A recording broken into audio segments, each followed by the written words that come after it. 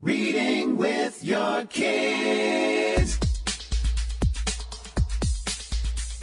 Hola, ni hao, konnichiwa, assalamu alaikum, shalom, jambo, bienvenidos. Hi, my name is Jedley, and this is the Reading with Your Kids podcast. We are coming to you from the beautiful neighborhood of Reedville in the southwest corner of Boston, Massachusetts. If you haven't done so already, please subscribe to the show on the iHeartRadio app, on Google Podcasts, Apple Podcasts, or wherever you find your podcasts. Our guest today is Melissa Harker Rindenour. She is here to talk to us about scary ghosts and playful ghosts. A little later on in the show, we are also going to be speaking with Desiree and Zia, two wonderful people that we met at the Chicago Toy and Game Fair back in November. And it reminds me that I had so much fun in Chicago. We're going back. That's right. The Reading with Your Kids podcast will be back at Kid Expo Chicago, February 8th and 9th at the Schaumburg Convention Center in Schaumburg, Illinois.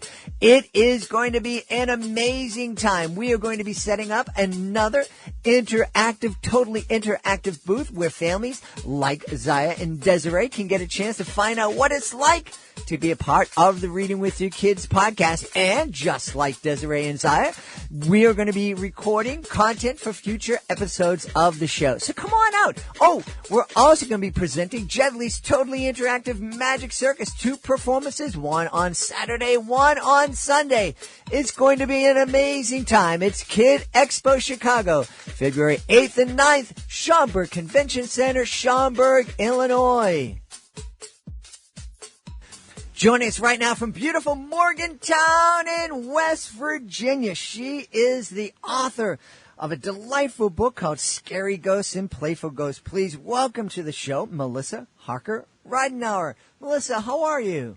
I'm pretty good, Jed. How are you today? I am wonderful. I'm so excited. You were telling me that it's snowing down in Morgantown, West Virginia. It's not snowing here in Boston. We're keeping our fingers crossed. It's been in a pretty crazy winter so far. It certainly has been.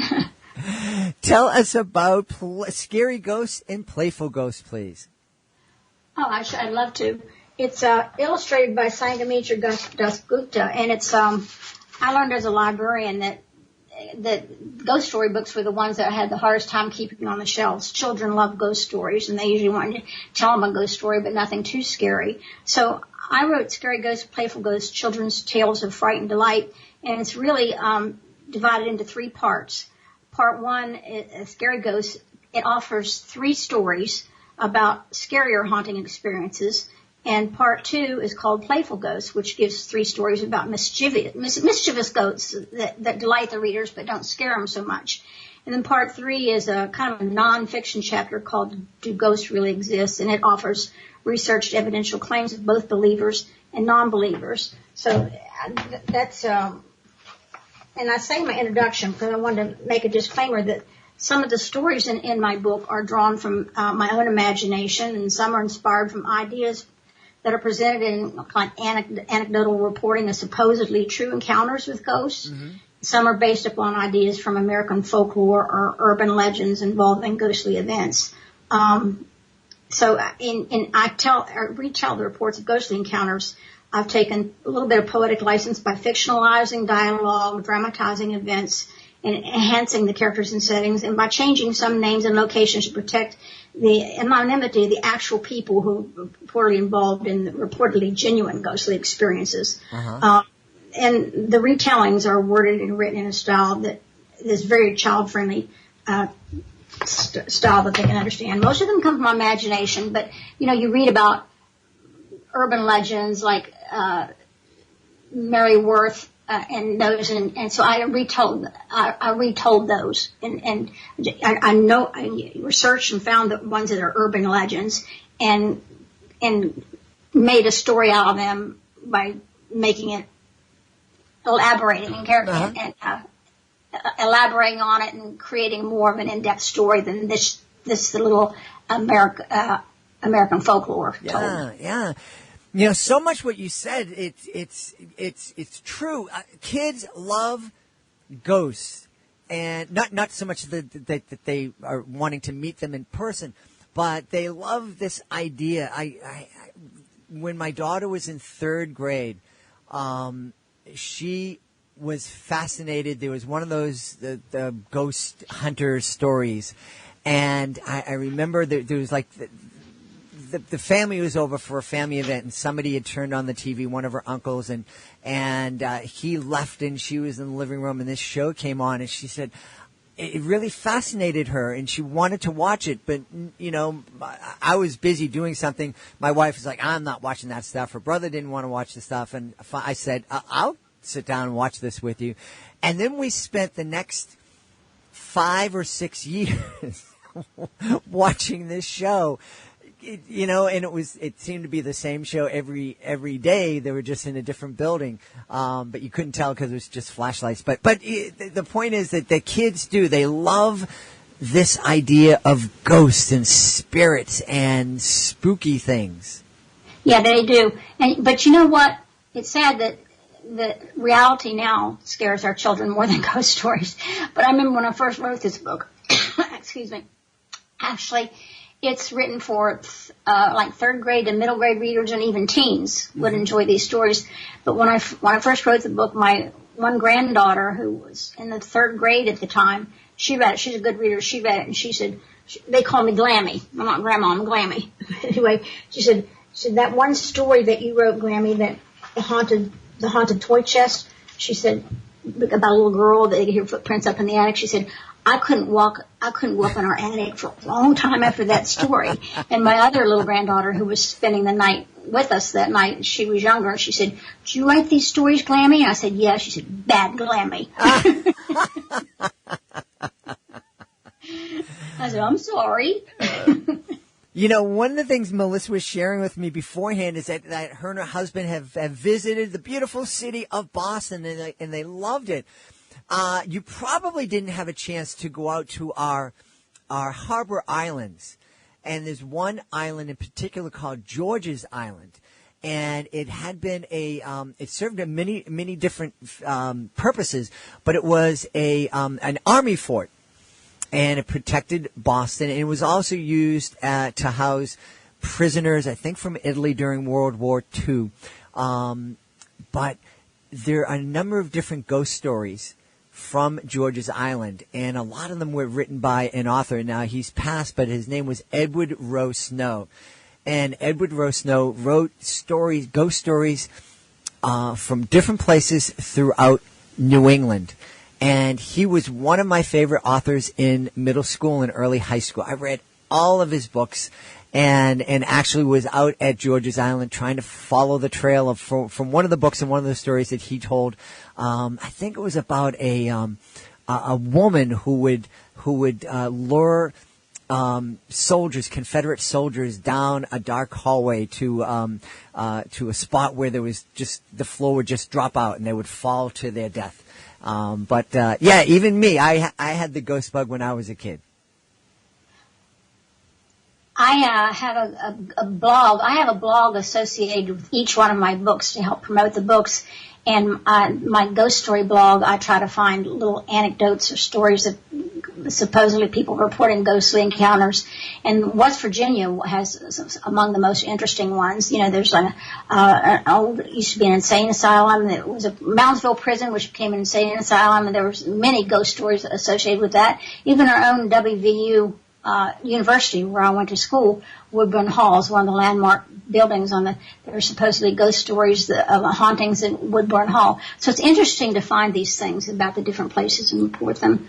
But, I think the ghost story book, every year, WVU, during the Mountaineer Week for WVU, they have, activities, family day activities in the mountain lair where vendors can set up and authors always come and sell their books. And it's always close to Halloween. So I always sold a lot of Scary Ghosts, Playful Ghosts at that time when they were buying it for Halloween. Now, one of the things, we talked about the ghost story books, but one of the things you touched on earlier is that you were a librarian, a school librarian, and can you take a minute, because there are other books that we're going to talk about that you've written, but can you take a minute about how important it is for a school to have a good library and a good solid librarian. It's incredibly important. Unfortunately, West Virginia isn't one of the wealthiest areas for schools for maintaining the programs that they need to. I started out as a full-time librarian when they first built the new middle school, and they built a beautiful new library, and I worked in the summers stocking the shelves and had it all automated, for checking out books and everything. I just worked on my own time to get it all set up. It was just beautiful. I set up an audiovisual room and a periodical room. It was just beautiful. And then they weren't able to maintain me just being a librarian full-time. That's when I had to start teaching again half-time. Part of my day was teaching English and part of the time down in the library. But often those kinds of programs, music and libraries and things like that, those are the ones that they cut from, unfortunately. Yeah.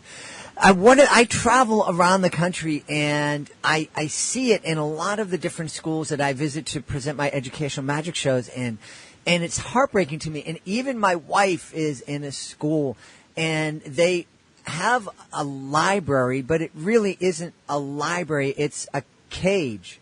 It's a supply cage, and every once in a while there's an aide, not a trained librarian, who will sit inside the cage and say what kind of a book you want, and then we'll grab a book. The kids can't get in there, and I just, even as an adult, and even though I read most of my books on Kindle these days, there's still nothing like going through shelves of books and looking at the books on the shelf, whether it's in a bookstore or a library. It's just a magical place, and it's so sad. Libraries are supposed to be warm and inviting and welcoming places. Mine was carpeted, and I put beanbag chairs around so kids could pull a book off the shelf and sit on a beanbag chair and look at it and read it. That's the way they're supposed to be.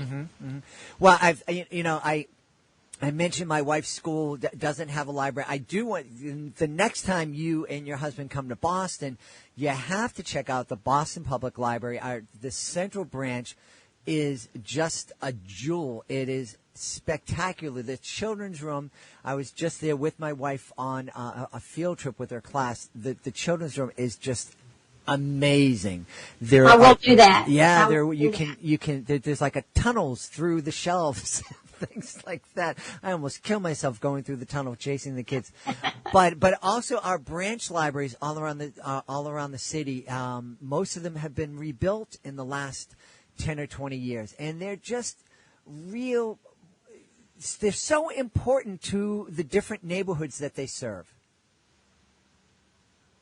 There's nothing more important. Yeah, I agree. Well, one thing that's important for us to talk about are some of your other books, and tell us. You said you had Sangamita. My buddy Sangamita Dasgupta was the illustrator for Scary Ghosts and Playful Ghosts. She also illustrated one of your other books. Yes, Amazing Adventures in Shelby Shoes. That's a little bit of a different book. It's written in rhyming. The story part of it is written in rhyming verse. It's about a little girl who has to stay inside, because she has a cold, and so she can't go out. So she imagines that she starts dressing up in her mommy's clothes and shoes, and in that process imagines herself as all kinds of characters and people and being able to go anywhere she wants to and do anything she wants to. And she ultimately realizes it's written in kind of a Dr. Seuss type rhythm, rhyming verse, but she realizes in the end that she doesn't really need to do all those go all those places, because she decided to remain where her imagination would roam, because comfy, happy, and loved in her own bunny slippers, Shelby knew after all there was no place like home. That's how the rhyming verse part ends. But then I have a chapter that's a nonfiction chapter. I have this tendency to want to put I want to educate too, not just entertain. So I have a chapter in there that's a girl power chapter. It's meant to empower girls and all children really to strive to be the best that they can be, to reach for the stars and break that glass ceiling, so to speak. And as a matter of fact, I quoted in that part Harriet Tubman, where she says, "Every great dream begins with a dreamer. Always remember you have within you the strength, the patience, and the passion to reach for the stars to change the world. And in that chapter, I encourage them to, not accept the stereotype of being, you throw like a girl. Those kinds of things are hurtful to you. Know that you can do anything that a boy can do. And I go in and I tell about different people that in the rhyming verse, I mention people that they might not know. Like, she imagines herself a model, like a singer like Beyonce, and a golfer like Tiger Woods and LeBron James and those things. So my editor thought it was important that I make sure that children understood who those people were. So in my Girl Power chapter, I also put a glossary, and I explained in alphabetical order all those people, so they'd know who they are, including Hillary Clinton, because she says she could even imagine herself even being first female president of the United States one day. So I had a glossary that explained all those people that I referenced in the rhyming part of the story. And then I had added to the chapter things that children could do and things that parents could do to help empower their children, different kinds of organizations they could join to help them learn to make friends and learn to have their power and learn to strive to be everything that they can be. And that's really wonderful. It's so important, and I love that. I even myself, there have been times when I've been engrossed in a story and encountered some characters, and then were amazed to find out that these characters that I thought were fictional were actually based on real people, and that became so inspiring. So I'm really happy that you decided to do that for the kids. Well, I just thought it was important to try to show them ways and help their parents, give them ideas and information to have their parents help them. Just not to settle, right? But to always strive, be the best that you can be. Absolutely. Like the first lady says, "Be best." Yes. Well, I want to touch on you. You have two other books. One is called The Bully and the Booger Baby. And you also have a book called What Would You Do? And Melissa and I were talking about this a little bit before the show. Before I became an educational magician, I trained or was training to be the voice of a robot. And on that week of training, it was the only time I've had an opportunity to perform at a school in West Virginia. I was the voice of a robot at that school, presenting a kind of a stranger danger show, and that's what the topic of What Would You Do is all about. Can you talk a little bit about that book? Right. Well, it's to empower children to learn how to be safe when they're not with their parents or adult caretaker, because they can't always be with their parent. It's to empower them to learn what to do to be safe on their own. It is wonderful that you've created this book, because it's so difficult for families to talk about this subject, but it's so important for them to talk about it. So I'm really, really glad that they have a resource like this book that they can use to start a conversation. Tell us, Melissa, where can folks find out more about What Would You Do, The Bully and the Booger Baby, Scary Ghosts and Playful Ghosts, and Amazing Adventures in Shelby's Shoes? Well, all of them are on Amazon, Barnes & Noble, Books A Million, all the online bookstore sites. I have a website called Melissa Harker Rindenour Books, www.melissaharkerrindenour.com, and it's a pretty elaborate website which has all the books on there, all the reviews, portfolio of other things I've written. It has links to other things, like it has links to your Reading to Kids podcast, all sorts. It has a parents page, a teachers page, a fiction page, a nonfiction page, and on the children's page it has all kinds of links and puzzles and games, if the kids that go to the website can go to, that are puzzles and games and videos and things that reinforce all the lessons learned in What Would You Do? A Kid's Guide to Staying Safe. and also links that relate to Amazing Adventures in Shelby's Shoes about empowerment. It has some really cute empowerment girl videos that I've put on there, and links about ghost stories. Excellent, excellent. Well, we want to encourage... And I have blogs, too, that are related to all the books, too. Excellent. Well, we want to encourage everybody to check out the website and also check out especially the first book we talked about, Scary Ghosts and Playful Ghosts, all written by our guest, Melissa Harker Rindenour. Melissa, thank you so much for being part of our show. I'm very pleased to have gotten to talk to you today, Jed. Right now, with the magic of technology, we travel back in time to November of 2019 to the Chicago Toy and Game Fair, where we met a beautiful mom and daughter team of Desiree and Zaya. Hey, I'm here at the Chicago Toy and Game Fair, and I am looking at just a beautiful T-shirt designer. Her name is Zaya. Zaya, how are you? Good. Who are you here with? I'm here with my mom. Mom, what's your name? Desiree. Desiree and Zaya, do you guys like to read books together? Yes. Yes. What kind of books do you like, Zaya?